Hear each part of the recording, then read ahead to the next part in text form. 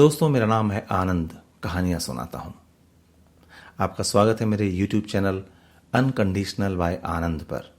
आइए आज सुनते हैं संदीप गौड़ की लिखी कहानी दिल्ली से बांद्रा। वो रात महज एक रात नहीं थी, एक मुलाकात थी संजय और सिमरन की दिल्ली रेलवे स्टेशन पर। सर्दियों के दिन थे और कोहरा इतना घना था कि पटरियों पर सीधी दौड़ने वाली ट्रेनें भी संभल संभल कर चल रही थी। दिल्ली से मुंबई जाने वाली पश्चिम एक्सप्रेस 4 घंटे लेट हो चुकी थी। संजय बार बार घड़ी देख रहा था, लेकिन देखने से वक्त तेज थोड़े ही चलता है। थक हार कर उसने अपने बैग से एक बुक निकाली और उसे पढ़ने लगा। थोड़ी देर में वो बुक में इतना खो गया कि उसे पता ही नहीं चला कब सिमरन उसके पास आकर बैठ गई। एक बार फिर रेलवे की अनाउंसमेंट हुई। यात्रीगण कृपया ध्यान दें, अमृतसर से चलकर दिल्ली के रास्ते बांद्रा टर्मिनस जाने वाली पश्चिम एक्सप्रेस अपने निर्धारित समय से 4 घंटे देरी से चल रही है। असुविधा के लिए खेद है। सिमरन जो अब तक चुपचाप बैठी थी, इरिटेट होकर खुद से ही बातें करने लगी। Indian railway never on time, बात करते हैं बुलेट ट्रेन चलाने की। संजय को लगा जैसे उसकी बुक में से कोई कैरेक्टर बोल रहा हो। एक बार के लिए वो चौंका और गर्दन घुमाकर उसने देखा। सर्दी की वजह से लाल सिमरन के गाल गुस्से से थोड़े और लाल हो चुके थे। संजय सोच ही रहा था कि बातों का सिलसिला कैसे शुरू करे। सिमरन पहले ही बोल उठी, कहाँ जा रहे हैं आप? संजय ने पहले सिमरन के चेहरे से नजरें हटाई और बोला, बांद्रा। मैं भी बांद्रा जा रही हूं। वैसे क्या करते हो तुम मुंबई में? जितनी देर में संजय जवाब दे पाता, उतनी देर में सिमरन आप से तुम पर आ चुकी थी। संजय ने बिना कुछ सोचे समझे बोल दिया, जी मॉडलिंग करता हूं। Oh wow, that's great. I am also in modelling. So where do you stay? अब संजय तो पहली बार मुंबई जा रहा था, उसे तो वहां के बारे में कुछ पता नहीं था। अचानक उसे याद आया कि उसने टिकट बांद्रा तक की करवाई है। सो बोला, यहां जहां इस ट्रेन का लास्ट स्टॉपेज है वहीं। ओह यू मीन टू से बांद्रा? या Bandra. Great. I live in lower Parel. Sanjay ने यह नाम पहले कभी नहीं सुना था। उसे नाम थोड़ा अटपटा लगा। चाय पियेंगे आप? संजय ने दोनों हाथों की हथेलियों को रगड़कर सर्दी की ठंडी परत को झाड़ने की कोशिश की। ग्रीन टी मिलेगी यहां पर? संजय ने बिना ये सोचे कि मिलेगी या नहीं हामी भर ली। हाँ मिलेगी, क्यों नहीं मिलेगी, मैं भी लाता हूं। प्लेटफॉर्म पर लोग गठरियों की तरह सिमटे पड़े थे। दूर एक चाय की स्टॉल थी जिस पर भीड़ लगी हुई थी।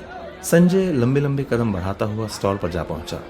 मफलर लपेटे हुए चाय वाला उसे केजरीवाल जैसा लगा और चाय से उसे मोदी जी याद आ गए। वो सोचने लगा कि चाय और मफलर में कितना जादू है। ये दोनों चीजें जिंदगी बदल सकती हैं और इन दोनों में से एक भी चीज उसके पास नहीं है। संजय के ऑर्डर देने से पहले ही चाय वाले ने उसकी तरफ चाय का गिलास बढ़ा दिया। एक ग्रीन टी मिलेगी? संजय ने पूछा। बिल्कुल मिलेगी साहब, पर एक बात बताऊं साहब, इलायची अदरक वाली चाय में जो मजा है वो ग्रीन टी में कहां? संजय को अचानक झटका सा लगा। वो बुदबुदाया, अदरक वाली चाय तो सुनैना को पसंद थी। सुनैना जिससे वो प्यार करता था। सिर्फ वही नहीं, सुनैना भी उससे बेहद प्यार करती थी। सुनैना को कल ही तो वो अंतिम बार मिला था।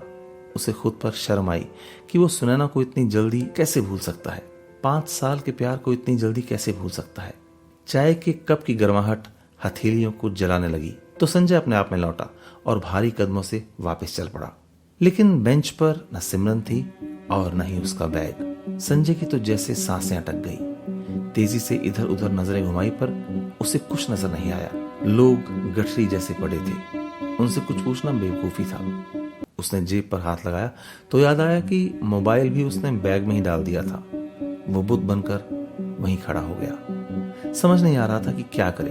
तभी पीछे से आवाज आई, चाय लेकर यहीं आ जाओ, देखो आग जल रही है। संजय ने पीछे पलट कर देखा तो सिमरन कुलियों के बीच में अलाव के पास बैठी हाथ सेक रही थी।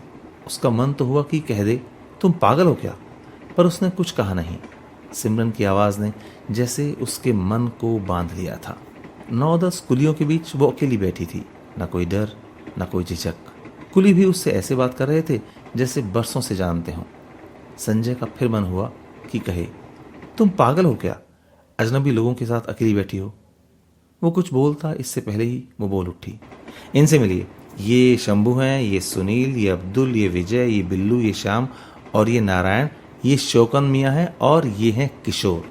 ये बात और थी कि उसने अभी तक संजय से नहीं पूछा था कि उसका नाम क्या है। संजय ने चाय उसको पकड़ा दी और खुद भी वहीं पत्थर पर बैठ गया। आग की लपटों की रोशनी में सिमरन बेहद खूबसूरत लग रही थी। कुलियों में से एक दो उसकी तरफ नजर बचाकर कनखियों से देख रहे थे। अचानक किसी बात पर सिमरन जोर से हंस पड़ी। संजय को लगा जैसे जिंदगी हंस रही हो। इतनी बेफिक्र हंसी उसने कभी नहीं सुनी थी। अनाउंसमेंट हुई और सब कुली खड़े होकर प्लेटफॉर्म की तरफ भागने लगे। अब आग के पास सिर्फ सिमरन और संजय थे। संजय ने शब्दों को समेटा और बोला, तो किस किस ब्रांड के लिए मॉडलिंग की है तुमने? संजय ने सोचा था कि वो कहेगी यूं ही छोटे मोटे ब्रांड्स के लिए, लेकिन सिमरन ने जो ब्रांड बोले वो सुनकर संजय चौंक गया। वो सब ऐड तो उसने देखी थी, तो क्या ये वही लड़की है? उसने अपने दिमाग में उन ब्रांड्स की ऐड को रिवाइंड किया तो लगा सिमरन की बात सच थी। संजय कंफ्यूज था कि इतनी बड़ी मॉडल होकर भी वो इतनी सिंपल कैसे है। सिमरन की सिंप्लिसिटी उसे अपनी तरफ खींच रही थी और वो सुनैना की कॉम्प्लेक्सिटी से दूर हो रहा था। संजय ने एक बार फिर सिर को झटका कि वो सुनैना को भूल क्यों रहा है। जरा एक गिलास पकड़ना।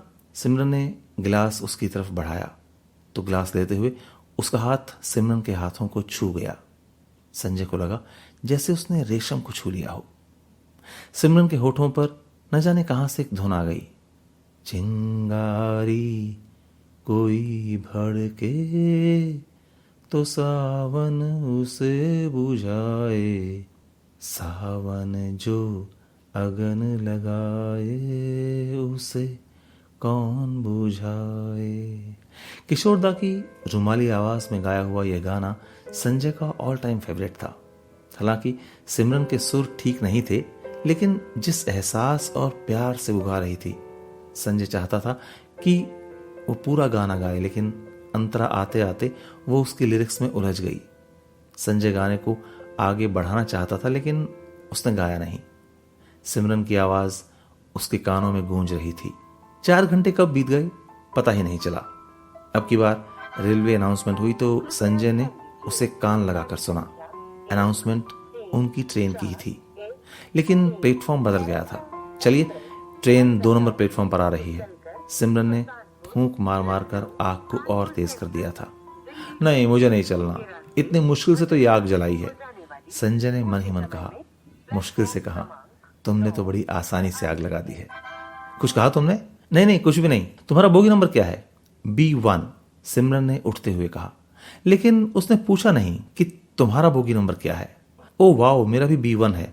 और तुम्हारा सीट नंबर? 21, lower berth. मेरा 45 है। सिमरन ने कोई जवाब नहीं दिया। कुलियों के भागने से उनको याद आया कि उनको प्लेटफॉर्म नंबर 2 पर जाना है। अपना अपना लगेज उठाकर वो दोनों प्लेटफॉर्म 2 के लिए सीढ़ियां चढ़ने लगे। प्लेटफॉर्म पर ट्रेन आ चुकी थी। संजय सोच रहा था कि कैसे वो अपनी सीट शिफ्ट करे, लेकिन सिमरन की जैसे कोई दिलचस्पी ही नहीं थी। सिमरन की सीट नंबर 21 के पास रुककर उसने कहा, डिनर? नहीं, आज तो मेरा फास्ट है। ये कहकर सिमरन ने अपने लगेज को सीट के नीचे सेट कर दिया। सिमरन का जवाब इतना ड्राई था कि संजय की हिम्मत नहीं हुई कि कुछ और पूछे। संजय लगेज लेकर अपनी सीट की ओर बढ़ गया, लेकिन उसके कदम उसे वापस सिमरन की ओर खींच रहे थे। सामान सेट करने के बाद वो गेट पर जाकर खड़ा हो गया और सिगरेट जला दी। उसे लगा कि सुनैना उसकी तरफ घूर रही है।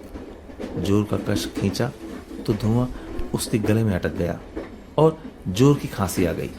उसका दिल कर रहा था कि जाकर सिमरन के पास बैठ जाए, उससे बातें करे, उसे और जाने। कहीं कुछ हो रहा था उसके दिल में। सिगरेट पीने के बाद संजय वापस आया तो देखा कि सिमरन उसके सामने वाली बर्थ पर बैठी है। संजय एकदम से चौंक गया। मैंने सोचा कि नींद तो आएगी नहीं, तो तुमसे कुछ और बातें कर लूं, सिमरन ने बड़ी बेफिक्री से कहा। और इस सीट पर जो अंकल बैठे थे वो कहाँ गए? मैंने उनको अपनी सीट पर भेज दिया है, उनका लगेज भी वहां शिफ्ट कर दिया है और अपना यहां ले आई हूं। संजय को लगा कि सिमरन एक पहेली है जिसे वो हल नहीं कर पा रहा है। ट्रेन पूरी स्पीड पर भाग रही थी। सिमरन ने न जाने क्या क्या बातें की। उसने वो सब बातें शेयर कर ली जो शायद ही कोई पहली मुलाकात में किसी अजनबी से करता है। ऐसा करो, तुम मेरे फ्लैट में शिफ्ट हो जाओ। पहले से ही हम 4-5 दोस्त हैं, 2 लड़कियां और 3 लड़के। 4 रूम का फ्लैट है, आराम से एडजस्ट हो जाओगे। इस शनिवार को पार्टी रखी है, तुम आ जाओ। इसी बहाने सबसे मुलाकात भी हो जाएगी। तुम आओगे ना? सिमरन ने जिस अंदाज में तुम आओगे ना बोला, संजय का दिल एक बारगी जोर से धड़क गया। उसे लगा कि सुनैना उसकी तरफ घूर रही है। अच्छा चलो, अब मैं सो रही हूं, बहुत टाइम हो गया, तुम भी सो जाओ। बिना संजय के जवाब की परवाह किए सिमरन ने ब्लैंकेट अपने ऊपर खींच लिया। संजय सोच रहा था कि कैसी लड़की है सिमरन, कभी पास आती है, कभी दूर जाती है। सुनैना तो उससे कभी दूर गई ही नहीं। कितना ख्याल रखती थी उसका, कितने वादों के बाद अलविदा कह पाया था उससे। संजय ने बड़ी मुश्किल से सारे रिश्तों को भुलाकर मुंबई की ट्रेन पकड़ी थी। मुंबई तो उसने देखा तक नहीं था। जिन रिश्तों को तोड़कर वो मुंबई से रिश्ता जोड़ने चला था, उसके रास्ते में ही एक और रिश्ता बनना उसे कुछ जमा नहीं। रिश्ते कमज़ोर बना देते हैं। और रात के अंधेरे में जब सिमरन सोई हुई थी और ट्रेन पूरी रफ्तार से धड़धड़ा रही थी, वो चुपचाप अपना छोटा सा बैग लेकर बोरीवली उतर गया, उस स्टेशन पर जिस पर उसे उतरना ही नहीं था। बस इतनी सी थी ये कहानी। दोस्तों, यदि आपको मेरी कहानियाँ पसंद आती हैं तो उन्हें लाइक कीजिए, यदि बहुत पसंद आती हैं तो उन्हें शेयर कीजिए और चैनल को सब्सक्राइब कीजिए। अनकंडीशनल बाय आनंद। मिलता हूँ जल्द ही।